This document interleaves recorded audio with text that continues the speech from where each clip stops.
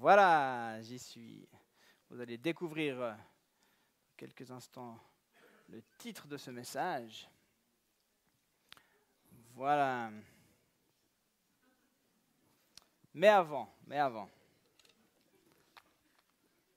je voulais encore vous dire que, évidemment, j'ai beaucoup de joie de vous retrouver pour ce 3e dimanche de l'Avent et que notre attente de Noël, elle n'est évidemment pas vaine. On ne fait pas ça pour rien, mais j'aimerais vraiment encore vous encourager au travers de ces prochains jours et de ce culte aujourd'hui à vous approcher de Jésus, à vous laisser toucher par le message de Noël, à préparer votre cœur réellement. Dieu s'est fait homme. Extraordinaire, Dieu s'est fait homme. Il s'est incarné en Jésus et sa naissance a changé le monde. Puis elle continue à changer des vies en 2024. C'est toujours le cas. Amen, alléluia. Oui, j'aurais dû refaire un jeu là, je crois. Hein. C'est super ça. Noël, ce n'est pas juste un joli conte ou un moment de fête ordinaire. On fête l'existence de Jésus sur cette terre. Et son existence, elle a été historiquement prouvée. Donc s'il y a encore des sceptiques ici, je vous encourage à chercher un peu, parce que la personne de Jésus, c'est historique, c'est un personnage historique. Il a vraiment existé. Ce n'est pas une fable. Okay, c'est prouvé. Et si on en parle encore aujourd'hui, c'est parce qu'il a vraiment accompli des miracles et qu'il est vraiment le Fils de Dieu, envoyé parmi les hommes. Franchement, une personne ordinaire qui décède, la réalité c'est qu'elle est quand même assez vite oubliée. Vous êtes d'accord avec ça ? Les familles, les proches, ils gardent des souvenirs, puis ils en parlent de temps en temps. Ah, tu te souviens, on venait là avec papa. Hein, on évoque peut-être ce genre de choses, on en parle. Mais pour les autres, il y a un inconnu qui est mort, et puis on passe à autre chose. La vie continue. Quelle trace laisse-t-on ici-bas ? Mais pour Jésus, le monde en parle encore. On n'a pas oublié ni sa naissance, ni sa mort, et encore moins sa résurrection. Jésus est vivant. Vraiment vivant. Donc on ne fête pas l'anniversaire d'un mort à Noël. D'ailleurs, ça ne se fait pas, ce serait un peu bizarre, n'est-ce pas ? Mais on fête l'anniversaire de Christ le vivant. Et c'est peut-être bon de vous le rappeler. On n'est pas en train de... C'est pas juste une vieille histoire. Je sais que beaucoup, vous avez une relation avec lui, vous le connaissez, mais fêtez-le, vraiment, lui seul. Alors on va quand même revenir à sa naissance. Est-ce qu'il y a des parents dans la salle ? Oui, bon, c'est bien. Et Madame enceinte qui lève la main encore. Bon, est-ce que vous vous souvenez qui était venu à l'hôpital vous voir, mesdames ? Oui, bon, toi c'est très récent, Chantal. Ouais, ton mari, j'espère. Merci Rachel. Ce serait quand même super. Bon, en tout cas, c'est un moment assez particulier de présenter son enfant, quand c'est le premier, encore plus, hein, à la famille. Généralement, c'est la famille, c'est les amis très proches qui viennent nous voir. Et puis, il y a un peu un moment de... C'est beaucoup d'émotions, c'est de la joie, puis en même temps, c'est un peu une tension. Surtout pour la maman qui est fatiguée quand même, hein, après tout ce qu'elle a vécu là. Et puis en plus, si c'est le premier, on ne maîtrise pas encore trop le bébé. Donc, s'il y a trop de monde, d'un coup, il commence un peu à pleurer, puis on ne sait pas trop comment faire, donc ça met on se crispe un peu. Ah, c'est pas facile. Après, avec l'expérience, ça vient tout seul. Hein. Moi, je me souviens que pour le 4e, j'ai fait le premier bain avec toute une classe devant moi. Il y avait une infirmière, une sage-femme avec une classe, ils faisaient une visite de la maternité. Puis j'étais moi, le petit gars, en train de... Puis elle a dit, ah, mais c'est son 4e, il sait faire. Voilà. Alors, je pense que c'est pour ça, mon fils, il aime bien le public, là, mon 4e. Mais voilà, généralement, les personnes qui viennent nous voir à l'hôpital, c'est des personnes proches. Puis c'est des personnes avec qui l'enfant va aussi tisser des liens, des personnes importantes pour nous. Ce matin, j'aimerais vous proposer de regarder avec moi qui sont les personnes qui sont venues à la Matte, à Bethléem. Qui sont les premières personnes à être venues voir Jésus. Et je vous invite à lire avec moi le chapitre 2 de l'évangile de Luc, les versets 1 à 20. Je vais prendre une goutte d'eau.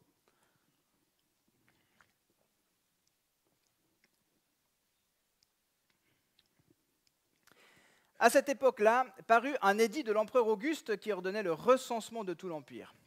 Ce premier recensement eut lieu pendant que Quirinus était gouverneur de Syrie. Tous allaient se faire inscrire, chacun dans sa ville d'origine.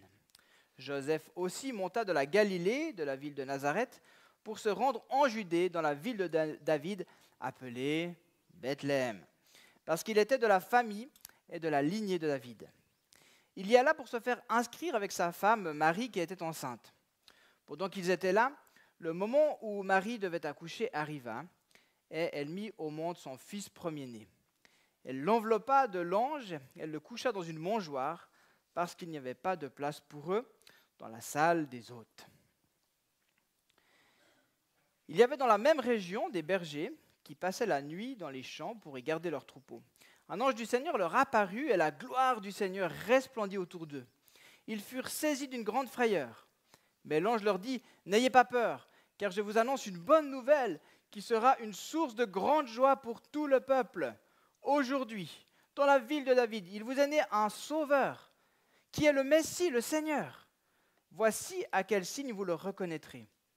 Vous trouverez un nouveau-né enveloppé de langes et couché dans une mangeoire. » Et tout à coup, une foule d'anges de l'armée céleste se joignit à l'ange. Ils adressaient des louanges à Dieu et disaient : « Gloire à Dieu dans les lieux très hauts, paix sur la terre et bienveillance parmi les hommes. » Lorsque les anges les eurent quittés pour retourner au ciel, les bergers se dirent les uns aux autres : « Allons jusqu'à Bethléem pour voir ce qui est arrivé, ce que le Seigneur nous a fait connaître. » Ils se dépêchèrent d'y aller et ils trouvèrent Marie et Joseph, ainsi que le nouveau-né couché dans la mangeoire.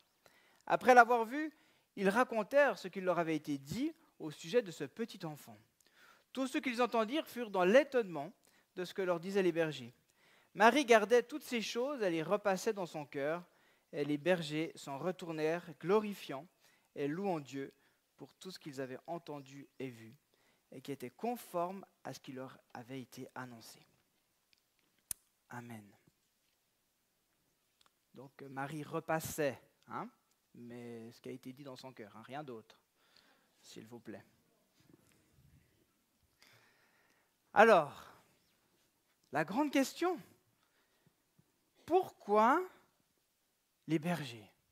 Pourquoi Dieu a choisi des bergers ? Pourquoi ce sont des bergers qui sont venus les premiers voir Jésus ?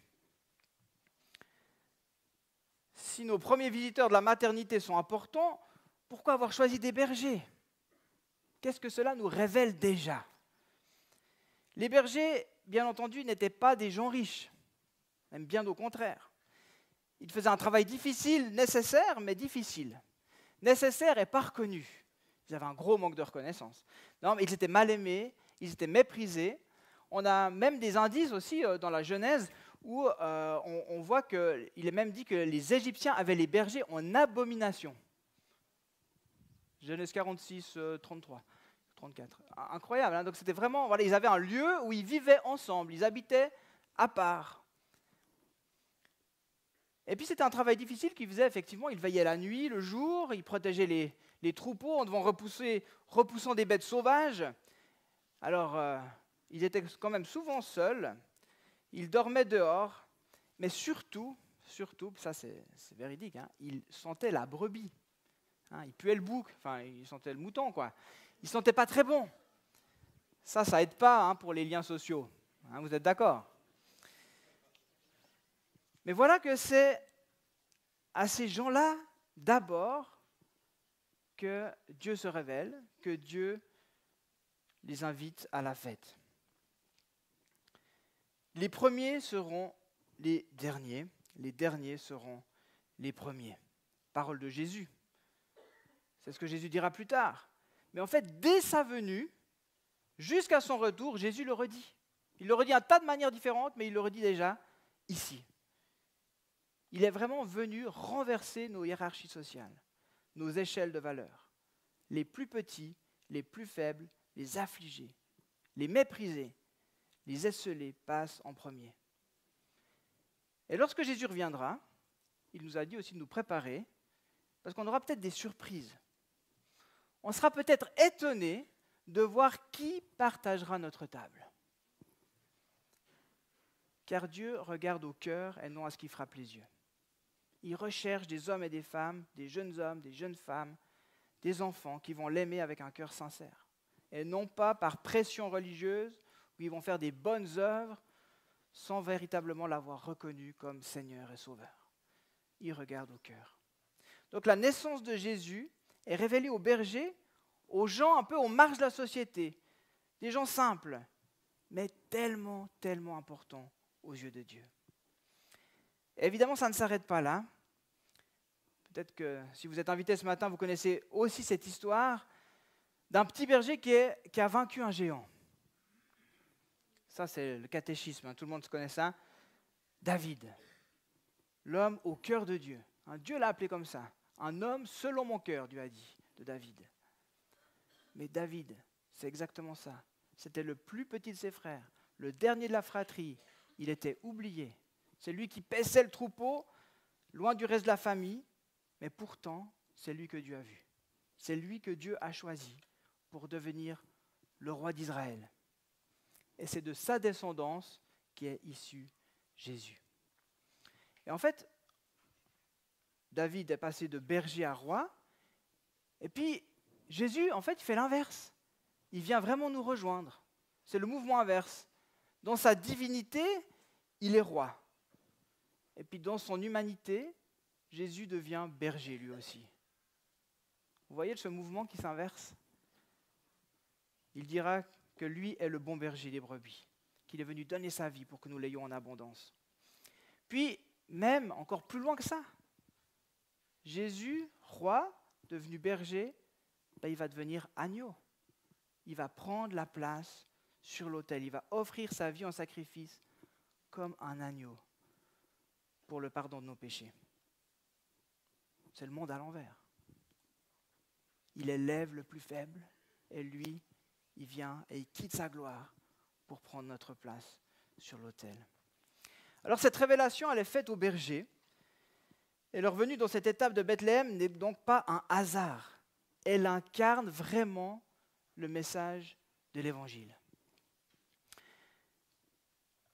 Il y a une dizaine d'années, un des plus grands violonistes de notre époque a fait une petite expérience intéressante. Peut-être vous avez vu ça sur les réseaux. Je vais essayer de la remettre, on verra si on va avoir du son. Ce ne sera pas incroyable. C'est un Américain, il s'appelle Joshua Bells. Et puis, il a commencé à jouer dans une station de métro à Washington un matin de janvier. On va essayer de voir si je peux vous faire goûter. Attention, vu que c'est un peu vieux, ce n'est pas une qualité extraordinaire. J'ai pris directement sur Dailymotion, donc on essaye. Je ne vais pas vous mettre les 2 minutes. Voilà. Ça allait très bien avant, mais évidemment, maintenant, ça ne va plus. Ouais, là, on ne voit pas que c'est un pro, hein, le gars. Bon, voilà, vous avez l'idée, d'accord? Ouais, parce que là, ça le dessert, le gars. Hein. Là, on se dit vraiment, il est en première année de violon. Bon. Donc, il a fait ça pendant 45 minutes. Et puis, en 45 minutes, il a vu 1000 personnes passer devant lui. Et il y a 7 personnes qui se sont arrêtées pour l'écouter plus d'1 minute. D'accord? Juste 7. Okay? Le gars, il est connu dans le monde entier, il voyage, c'est un pro du violon. Pourquoi je vous dis ça? Parce que ça me fait penser à Jésus. Jésus, il a fait exactement la même chose, il a fait la même expérience en fait. Il s'est fait petit, il s'est incarné pour venir à notre rencontre, pour être comme nous, et les gens ne l'ont pas reconnu. Les gens ne l'ont pas reçu, les gens ne lui ont pas fait de place, les gens n'avaient pas le temps de s'arrêter. C'est vrai. Il s'est fait tellement petit, puis je crois que le peuple juif s'attendait tellement à voir un grand roi, qu'ils ne l'ont pas vu, ils ne l'ont pas reconnu.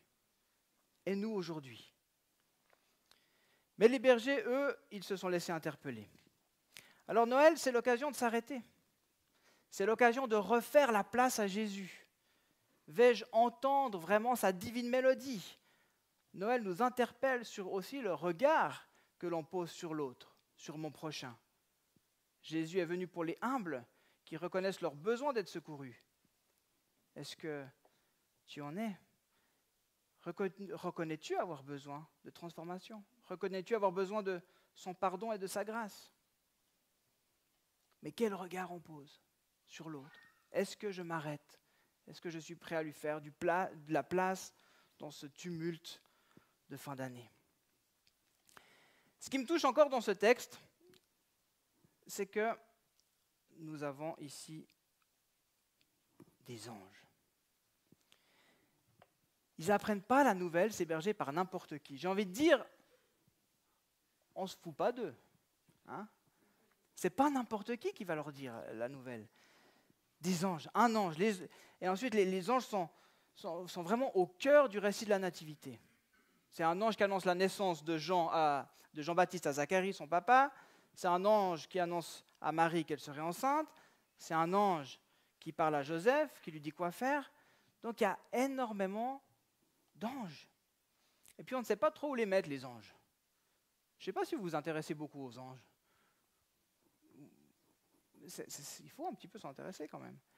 Mais c'est vrai que dans la crèche, on voit l'âne, on voit le bœuf, puis l'ange, c'est vrai, on ne sait pas trop le mettre. D'ailleurs, la semaine dernière, j'ai cassé celui de ma belle-maman, j'ai raconté au pétillant. Aïe, aïe, aïe. Il faut vraiment dire qu'elle ne savait pas où le mettre. Hein. Bon. Les anges sont des êtres spirituels. Les anges, ce sont des messagers de Dieu. Les anges sont au service de Dieu. Ils annoncent ce que Dieu va accomplir. Ils avertissent. La plupart du temps, lorsque un ange apparaît, les gens sont effrayés, comme ici dans notre texte. Je peux bien imaginer qu'une présence surnaturelle comme ça, d'un être céleste, doit un petit peu nous effrayer. Il y a beaucoup de lumière, ça doit être tellement impressionnant, on ne peut pas s'imaginer. Je ne sais pas s'il y a des gens qui ont vu des anges ici. Parfois, les anges ils prennent aussi des formes humaines. Ça arrive, on la voit aussi dans la Bible. Mais ce qui est certain, c'est que si un ange parle, aussi qu'un ange te parle, c'est du sérieux. Hein? C'est vraiment du costaud. Donc, nos bergers n'ont pas vu un seul ange, ils ont assisté à un concert d'anges qui déclarait gloire à Dieu dans les lieux très hauts, paix sur la terre et bienveillance parmi les hommes. Ça devait être extraordinaire. Je ne sais pas si vous arrivez juste à imaginer ça quelques instants, une nuit claire, puis là, cette lumière qui arrive, puis un concert d'anges. Fabuleux. Et puis là-dessus, les bergers vont décider quelque chose. Et parfois, on ne se rend pas vraiment compte, mais ils ont décidé d'aller rencontrer Jésus. Ils ont dû faire un choix de se mettre en route. Parce qu'en fait, vous pouvez avoir tous les anges que vous voulez, mais à un moment donné, il faut bouger. Vous comprenez ce que je veux dire? Vous pouvez avoir plein de révélations, vous pouvez avoir plein d'anges, vous pouvez avoir le Saint-Esprit qui vous parle, mais si vous ne bougez jamais, vous n'allez pas rencontrer Jésus. Donc à un moment donné, il faut bouger. Et puis, ils ont fait ce choix-là de bouger. Et est-ce qu'ils l'ont fait avec leur troupeau ou pas? Le texte n'est pas très clair là-dessus, mais le texte nous dit simplement qu'ils se sont dépêchés. Alors moi, je vois mal des bergers se dépêcher avec des centaines de moutons. Je pense que ça ne marche pas trop dans la définition de se dépêcher. Donc, à mon avis, je crois qu'ils ont laissé ce qui était important pour eux. Je crois qu'ils ont choisi de laisser ce qui faisait leur quotidien, ce qui représentait leur gagne-pain. Et d'ailleurs, vous savez que si un mouton manquait à l'appel, c'est pour ça que les bergers étaient des bons bergers, parce que si un mouton manquait à l'appel, ce n'était pas leur troupeau, et c'était à eux de payer. Donc ça leur prenait tout leur salaire, et puis c'était compliqué. Donc c'est pour ça qu'ils se donnaient tant de mal. Mais là, je prends un petit risque en disant ça, mais je crois vraiment qu'ils ont laissé leur troupeau. Ils ont choisi de renoncer et de répondre à l'appel à quelque part de Dieu. Ils ont été courageux. Ils ont pris le risque de laisser. J'ai mis qu'ils ont été courageux. Ils ont pris le risque de laisser leur troupeau pour aller voir le Messie. C'est comme si cette révélation était suffisante pour comprendre que ça allait changer leur vie. Que cette rencontre avec Jésus, le Sauveur, le Messie, c'était une nouvelle naissance pour eux. Il y aurait un avant et un après. Alors je vous pose la question aussi ce matin. Quel risque es-tu prêt à prendre pour rencontrer Jésus? Suivre Jésus, être là où il est, demande des lâcher-prises. Parfois c'est le contrôle, la sécurité, les finances, peut-être même des habitudes, des routines. Est-ce qu'il y a quelque chose que tu aimerais lâcher ce matin, en cette fin d'année? Tu dis, en fait, ça m'a tenu dans toute cette année, mais je crois que je dois lâcher ça pour aller à la rencontre de Jésus.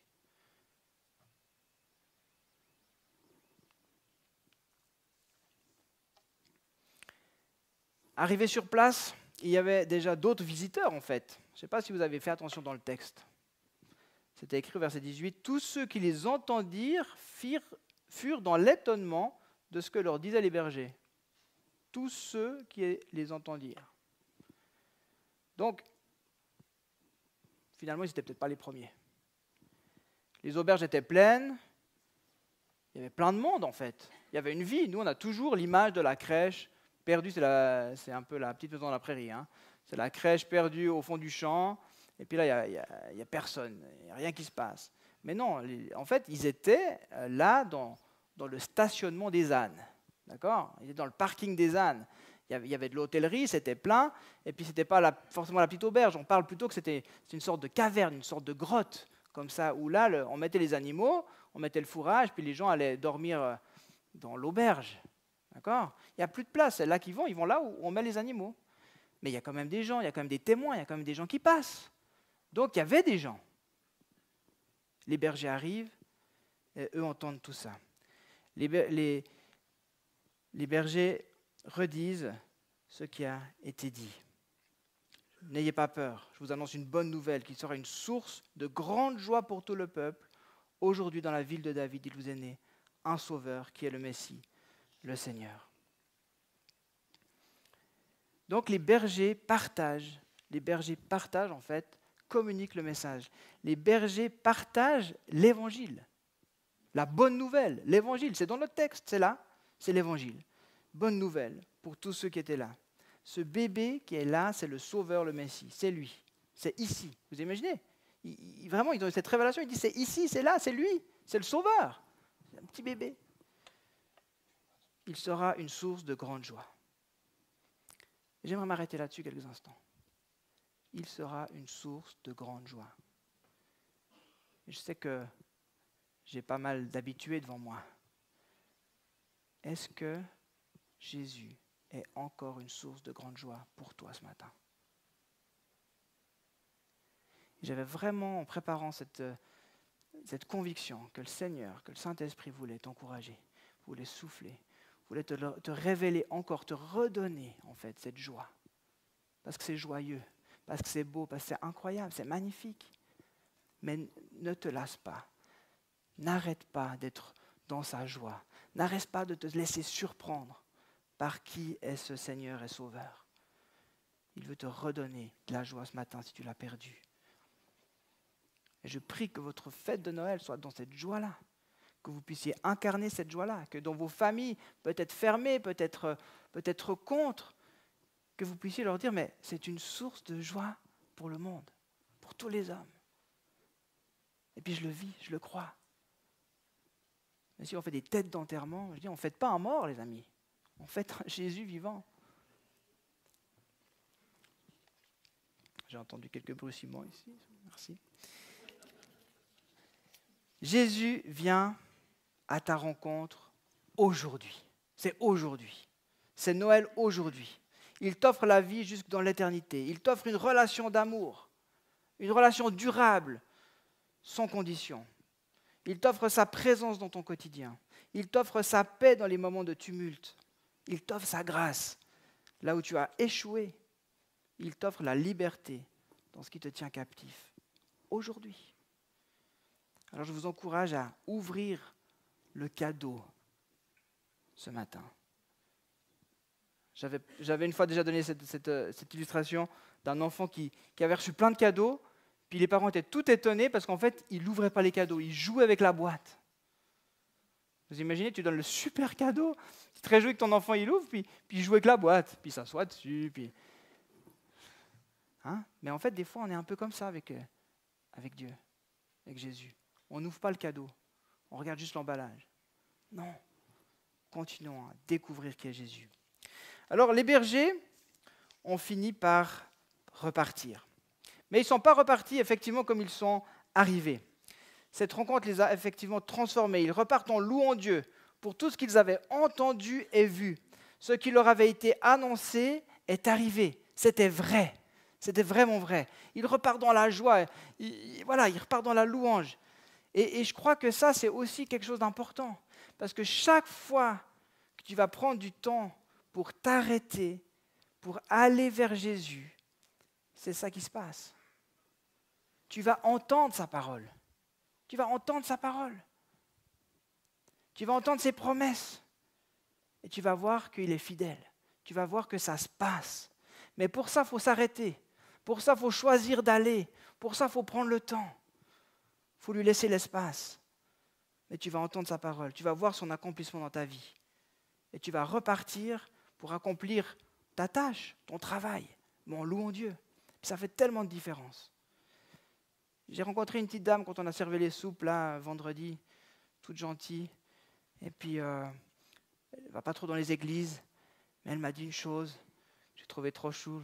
Elle m'a dit, j'avais connu une fois un pasteur déjà, alors elle me racontait un peu ses histoires. Puis après, elle me dit, non, mais il y a une chose qui est sûre, je prie chaque matin, je prie chaque soir. Et je ne sais pas comment les gens y font sans ça. Hein? Mais allons au-delà qu'une prière le matin et le soir. C'est déjà un bon début. Mais arrêtons-nous, prenons le temps, parce que Jésus veut nous parler. Donc tu vas entendre sa parole, tu vas voir son accomplissement dans ta vie. Et j'aimerais vous encourager à déclarer avec moi ce matin cette parole du psalmiste. Pour moi, m'approcher de Dieu, c'est mon bien. Ça, c'est un verset simple qu'on peut incarner vraiment, qu'on peut dire, mais ça c'est vraiment moi. Pour moi, m'approcher de Dieu, c'est mon bien. Ça, je m'y accroche. C'est mon slogan. Hein? C'est bien d'avoir quelques slogans comme ça. Mais après, il faut les vivre, les slogans. Hein? On ne peut pas prêcher avec des slogans. Pour moi, m'approcher de Dieu, c'est mon bien. Mais c'est aussi un choix. Jésus a fait la plus grande partie du chemin en descendant du ciel. Mais c'est à nous de saisir ses paroles. Aujourd'hui, dans la ville de David, il vous est né un sauveur. Lui, il est venu, mais il est là, il est disponible. Il nous attend, il vous attend. Mais c'est à nous de faire le pas. Oh, pardon. Psaume 73, 28, merci. T'as contrôlé ou tu savais de tête? Non, je rigole, je n'ai pas besoin de savoir. 73, 28, excusez-moi. Je conclus. Simplement, cette période de Noël, j'aimerais vous inviter à être sensible à sa voix. J'aimerais vous encourager à vous mettre en route. Ne vous arrêtez pas, ne vous lassez pas, mais recevez ce matin sa joie. Allons ensemble à la rencontre des gens tels qu'ils sont. Soyons sensibles aussi à ces gens qui ont besoin de Jésus.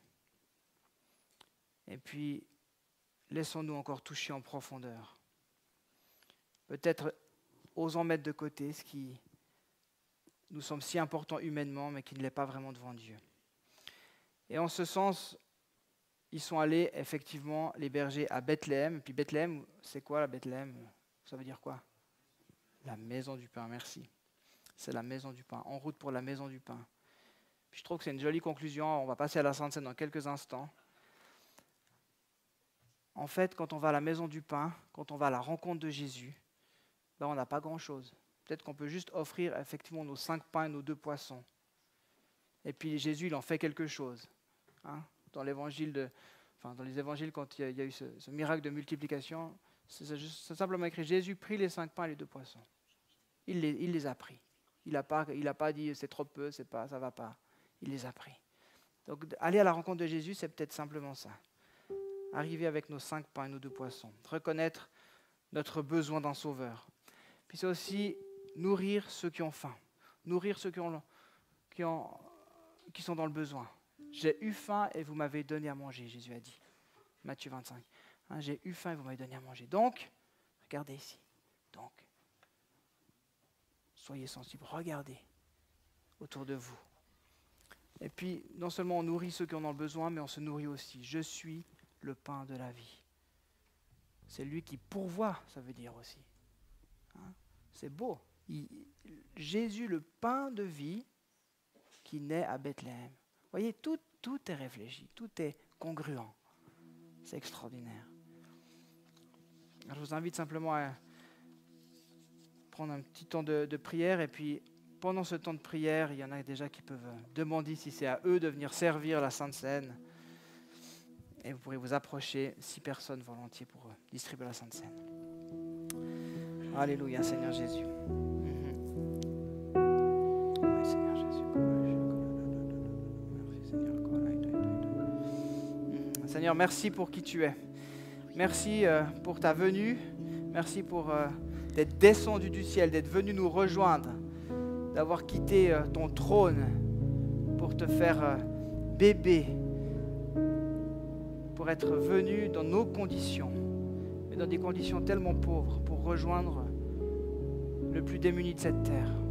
Et merci pour ces bergers qu'on a vus aujourd'hui. Merci pour cette révélation, merci parce que dès le début de ta venue, tu nous fais déjà passer ce message, que les derniers seront les premiers, que tu t'occupes des plus méprisés de la société. Et Seigneur, je prie que tu nous aides à changer nos regards, que tu nous aides à changer nos mentalités et que nous puissions encore une fois avoir ton regard aussi. Et puis Seigneur, on est loin de se sentir fort, grand et riche devant toi. On veut aussi être de ces bergers qui sont invités à ta fête. Parce qu'on a besoin de toi, Seigneur. Ce matin, je prie que chaque personne ici puisse faire un pas de plus dans ta direction, puisse se choisir de venir à ta rencontre, que tu ne passes pas inaperçu, mais que non, on puisse s'arrêter, te laisser la place, prendre le temps, parce que tu veux encore nous parler. Et Seigneur, conformément à ce que j'avais reçu dans mon cœur, je demande maintenant que celui qui a perdu sa joie, ou que celle qui a perdu sa joie, tu puisses maintenant la remplir de ton Esprit Saint, et de lui redonner cette joie du premier amour, qu'il y ait de nouveau une révélation de ce Dieu extraordinaire que tu es, qui s'incarne. Seigneur, que ce temps de Noël ne soit pas comme les autres, Jésus. On veut refuser de vivre ce temps de Noël comme un Noël de plus. Seigneur, on veut continuer à te découvrir, à nous approcher de toi, Jésus. Merci, gloire à toi. Amen.